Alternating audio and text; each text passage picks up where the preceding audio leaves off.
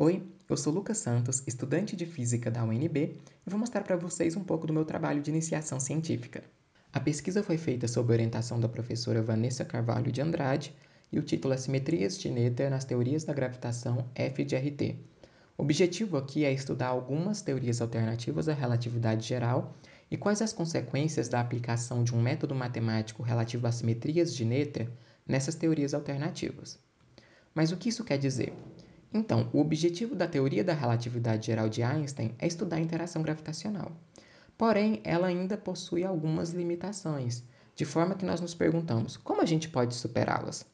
Bem, uma maneira de tentar fazer isso é modificar ou então generalizar de alguma forma a relatividade geral. E aí que surgem então as chamadas teorias alternativas à relatividade geral. Mas como são feitas essas generalizações? Bem, na relatividade geral, as equações de campo podem ser obtidas a partir da aplicação da Lagrangiana de Einstein-Hilbert nas equações de Euler-Lagrange.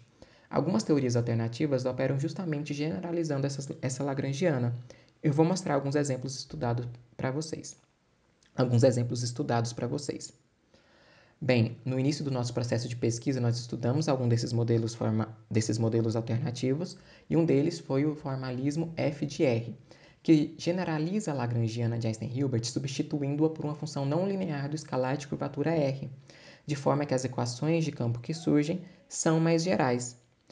Como exemplo, eu trouxe o caso em que há a adição de um termo quadrático à Lagrangiana de Einstein-Hilbert e que gera essa equação aqui embaixo, que foi calculada durante o processo de pesquisa e que pode ser conferida na literatura existente na área. O interessante dessa equação aqui, por exemplo, é que ela generaliza de fato a equação da relatividade geral, mas que recupera a equação de Einstein quando α é igual a zero.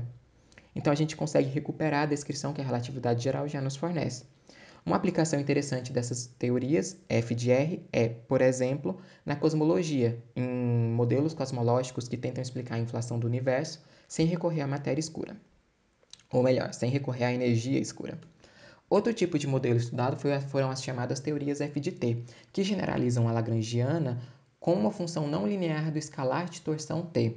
Nesse caso, a gente tem as equações de campo com essa cara aqui, mostrada na equação 6. E o interessante é que a gente consegue, de novo, recuperar as equações de campo de Einstein, mas também ter descrições distintas em casos de interesse como campos extremos em tentativas de quantização. Bom, o interessante é que a gente recupera, em ambos casos, a descrição da relatividade geral, mas a gente tem uma descrição distinta em casos de interesse. Né? Um caminho futuro interessante para pesquisa é justamente tentar estabelecer uma conexão entre as F de R e as F de T.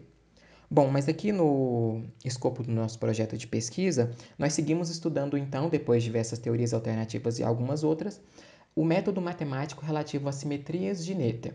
Por que acontece? Essas teorias F de R e F de T podem ser selecionadas arbitrariamente dependendo do problema que nós estudamos, mas existe um método matemático que generaliza o processo de escolher essas equações de campo e de encontrar soluções olhando para as simetrias no problema. Esse método é o método das simetrias de Noether. A teoria de Noether nos diz que para cada quantidade conservada no sistema físico, a gente vai ter uma simetria correspondente. Então, aplicando esse método que encontra quantidades conservadas, a gente pode encontrar essas simetrias e, consequentemente, surgem vínculos que restringem a dinâmica do problema. Assim, a gente pega um problema que a princípio é mais geral e encontra um problema com a dinâmica reduzida, que tem significado físico expresso pelas simetrias. Uma condição que deve ser satisfeita é que a derivada de Lie em relação ao gerador da transformação da Lagrangiana deve ser nulo. Isso basicamente nos diz que, relacionando e aplicando o gerador de alguma forma na Lagrangiana, a gente vai ter um resultado igual a zero. Isso vai indicar uma grandeza conservada, daí uma simetria, e surgem os vínculos que restringem a dinâmica do problema. Algumas vantagens de usar esse método que nós observamos é que a gente, além de ter uma motivação física para encontrar essas equações de campo, consegue ver um critério geral para selecionar modelos físicos e, além disso, escolhendo valores exatos para os parâmetros que a gente tem, a gente consegue encontrar soluções exatas para esses problemas. Bem, era essa apresentação que eu gostaria de fazer a vocês. Eu aqui mostro, então, a bibliografia que eu usei para montar essa apresentação e gostaria de finalizar agradecendo ao PROIC pela realização do edital e à FAPDF pelo fornecimento de bolsa.